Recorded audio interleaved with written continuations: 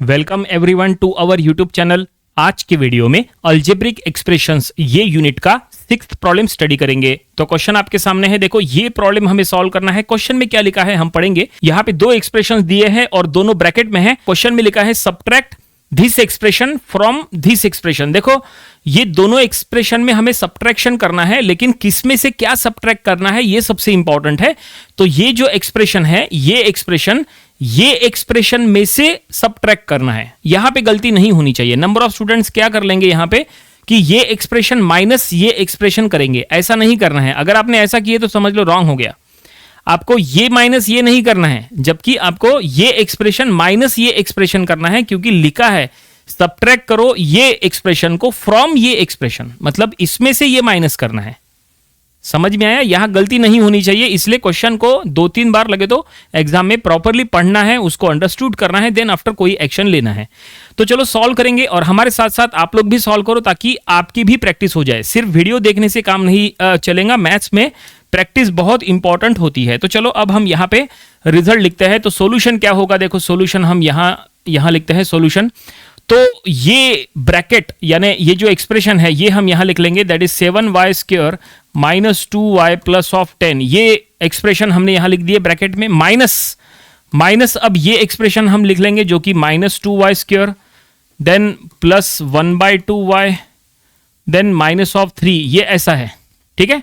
ये एक्सप्रेशन में से ये एक्सप्रेशन माइनस करना है, ठीक है। तो हमने वही किया, देखो ये एक्सप्रेशन माइनस वो एक्सप्रेशन। अब ये हमने लिखा है जो है ये ब्रैकेट में है। अब इसको विदाउट ब्रैकेट लिखो। अगर आपको विदाउट ब्रैकेट लिखना है तो एक काम करना पड़ेगा कि ये ब्रैकेट के बाहर जो माइनस है, क्या करो ये माइनस से अंदर के हर एक टर्म को मल्टीप्लाई कर लो, ठीक है। तब जाके जो है वो बिल्कुल सही होगा। तो पहला एक्सप्रेशन एज इट इज लिखो, उसमें कोई दिक्कत नहीं है। 7y square minus 2y plus of 10, bracket देने की जरूरत नहीं है। अब माइनस से मल्टीप्लाई करो, ये माइनस माइनस ये हो जाएगा प्लस ट्वाइस वाई स्क्वायर, ये माइनस प्लस ये हो जाएगा माइनस 1/2y, और ये minus minus again plus of 3। ये देखिए इस तरह से हमने विदाउट ब्रैकेट लिए और वहां माइनस से भी मल्टीप्लाई कर लिए। अब इसके बाद क्या करना, अब यहां पे जो सिमिलर टर्म्स है, सिमिलर टर्म्स को कलेक्ट करो, ठीक है ना।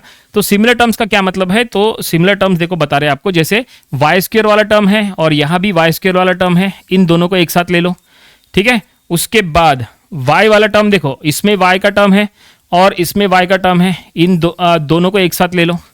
और देखो ये 10 और 3 इन दोनों को अलग रखो, बस ये ध्यान में रखो, ये टर्म और ये टर्म इनको अलग रखो, ठीक है। तो ऐसे आपको तीनों को अलग अलग यहाँ पे कलेक्ट करना है। तो हम यहाँ पे कर लेंगे। तो ये हो रहा है 7y स्क्वायर और ये प्लस 2y स्क्वायर। इसको चाहे आप ब्रैकेट में दे दो, कोई फर्क नहीं पड़ेगा, ब्रैकेट में दिए तो भी, ठीक है। ये हो गया। उसके बाद y वाली टर्म ये भी है और ये भी है, दोनों में माइनस है, ये भी माइनस है ये भी माइनस है, चाहे तो माइनस कॉमन ले लो। तो हम यहां लिख लेंगे 2y प्लस 1/2y, ऐसा लिखेंगे तो भी चलता है। बिल्कुल स्टेप वाइज चलो, ज्यादा जल्दबाजी करने की जरूरत नहीं है। देन ये 10 और 3 आप डायरेक्टली 13 लिख लो या फिर 10 प्लस 3 ऐसा लिख लो। अगले स्टेप में यहाँ पे प्लस कर लेंगे, कोई फर्क नहीं पड़ेगा, ठीक है। और अब ये क्या बचेगा, तो ये 7 प्लस 2 तो ये हो गया 9y स्क्वायर, ठीक है, इस तरह से। अब ये माइनस, अब यहाँ पे देखो, यहाँ पे जो है 2y और 1/2y, इसमें आपको इनडायरेक्टली सॉल्व करना पड़ेगा। या तो आप यहाँ पे क्रॉस मल्टीप्लिकेशन से सॉल्व करो या तो इन दोनों में एलसीएम ले लो, चॉइस आपकी है। अब जाहिर सी बात है जो आंसर आएगा वो y के फॉर्म में आंसर आएगा, है कि नहीं। देखो आपको साइड में सॉल्व करा के बताते हैं, जो आंसर आएगा वो y के फॉर्म में आएगा, तो हम यहाँ पे लिख लेंगे ओनली y, ठीक है। अब यहाँ पे हमें 2 को 1/2 में ऐड यहाँ पे करना है, 2 प्लस 1/2। देखो 2 प्लस 1/2, y मतलब वहां पे साइड में हम कर रहे हैं वो रफ वर्क है। 2 प्लस 1/2, अगर आप इसमें क्रॉस मल्टीप्लिकेशन कर लेंगे तो ये 2 2 जा ये 4 प्लस ये 1 डिवाइडेड बाई 2, क्रॉस मल्टीप्लिकेशन कर रहे हैं तो इनडायरेक्टली ये हो गया 5/2। इसका मतलब इसका रिजल्ट है दैट इज 5/2, लेकिन y तो रहेगा तो 5/2 इंटू y ऐसा रहेगा। ये देखिए इस तरह से, समझ में आया। और 10 प्लस 3 कितना, तो ये हो गया 13, तो लिख लो 13। तो फाइनली हमने यहां तक सॉल्व कर लिए, इसको और आगे सॉल्व करने की जरूरत नहीं है। और यही हमारा रिजल्ट है। क्वेश्चन में जो दो एक्सप्रेशंस दिए थे जिनको सब्सट्रैक्ट करना था, तो हमने दोनों को सब्ट्रैक्ट कर लिया है और ये रिजल्ट निकाले हैं। Problem complete. आप लोगों का भी यही आंसर आया होगा, ठीक है।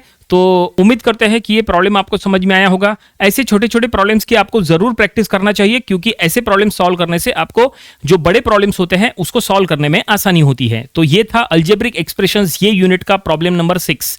इसके पहले जो हमने 5 प्रॉब्लम्स लिए थे वो भी आपको स्टडी कर लेना चाहिए, और इसके आने वाले दिनों में हम इसके और भी नंबर ऑफ प्रॉब्लम्स कवर करेंगे ताकि इसकी और अच्छे से प्रैक्टिस हो जाए। तो मिलते हैं नेक्स्ट वीडियो में। Thank you very much.